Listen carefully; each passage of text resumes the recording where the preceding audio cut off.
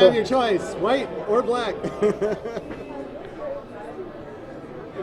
Thanks for bearing with us. We've yet to do this, so.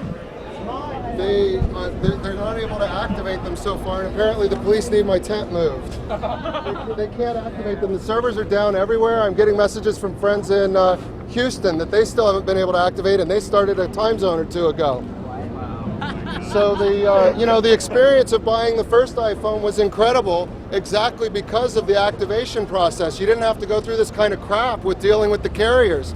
All of the carriers have been, if you all bought a cell phone before, what's the experience like calling them and setting up the plan and going through all that rigmarole to get activated? That's what was great about the iPhone. That's what was great about the iPhone, was that Apple had the sense to work with AT&T to make a process that really worked for the consumer. And now that they've stepped back to having to activate it in the store, we get this kind of problem again. When are they going to make it consumer friendly and go back to those values? What happened to your what was your experience?